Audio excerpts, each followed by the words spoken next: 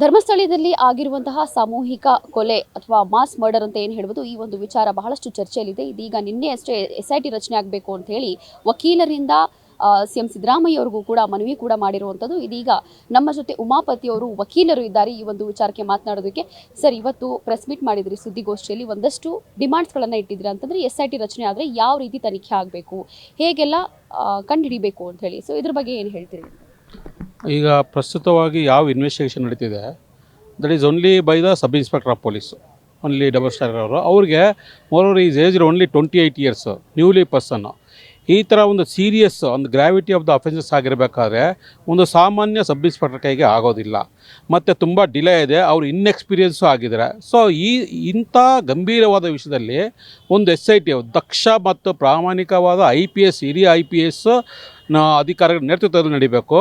And that should be monitored by the supreme court ಅಥವಾ high court justice.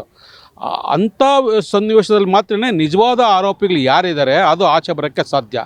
ಇಲ್ಲ ಅಂದರೆ ಇದು ಒಂದು ಅಶಪ್ ಮ್ಯಾಟರ್ ಆಗಿಬಿಟ್ಟು ಮುಚ್ಚಾಕ್ಬಿಡ್ತಾರೆ ಇದನ್ನು ತನಿಖೆ. ಒಂದು ಟೆಕ್ನಿಕಲ್ ಲ್ಯಾಪ್ಸಸ್ ಮಾಡಿ ಒಂದು ಡೆಲಿಬ್ರೇಟಾಗಿ ಒಂದು ಇನ್ವೆಸ್ಟಿಗೇಷನ್ ಆಫೀಸರ್ ಏನೋ ಒಂದು ಮಿಸ್ಟೇಕ್ಸ್ ಮಾಡಿದ್ರೆ ಅದ್ರ ಬೇಸಿಸ್ ಮೇಲೆ ಅಕ್ವಿಟಲ್ ಆಗಿಬಿಡ್ತಾರೆ ಅವರು ಅಪರಾಧಿಗಳು. ಅದು ಆಗಬಾರ್ದು ಅನ್ನೋ ಉದ್ದೇಶದಿಂದ ನಾವು ಮಾನ್ಯ ಮುಖ್ಯಮಂತ್ರಿಗಳನ್ನ ಭೇಟಿ ಮಾಡಿ ಇದು ಗಂಭೀರವಾದ ವಿಷಯ, ತುಂಬ ಇಡೀ ದೇಶದಲ್ಲೇ ಇದೆ, ಪ್ರಪ್ರಥಮ ಅನ್ಬೋದು.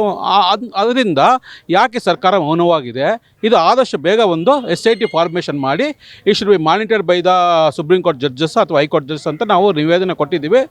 ಮಾನ್ಯ ಮುಖ್ಯಮಂತ್ರಿಗಳು ಖಂಡಿತವಾಗಿ ಇದನ್ನು ಮಾಡಬೇಕು, ಇದು ಬಿಡಂಗಿಲ್ಲ ಅಂತ ಹೇಳಿದ್ದಾರೆ. ಅಧಿಕಾರಿಗಳ ಜೊತೆ ಚರ್ಚಿಸಿ ಆದಷ್ಟು ಬೇಗ ಒಂದು ಪಾಸಿಟಿವ್ ರಿಪೋರ್ಟ್ ಕೊಡ್ತೀನಿ ಅಂತ ಹೇಳಿದ್ದಾರೆ. ಮತ್ತು ಬಾಲನ್ ಸಾರ್ ಆಗಲಿ, ನಮ್ಮ ದ್ವಾರಕನಾಥ್ ಸಾರ್ ಆಗಲಿ, ನಮ್ಮ ಜಸ್ಟಿಸ್ ಆಗಲಿ ಎಲ್ಲರೂ ಇದು ವಿಷಯವಾಗಿ ಹೇಳಿದ್ದಾರೆ. ನಾವು we are hopeful of getting A positive direction madam.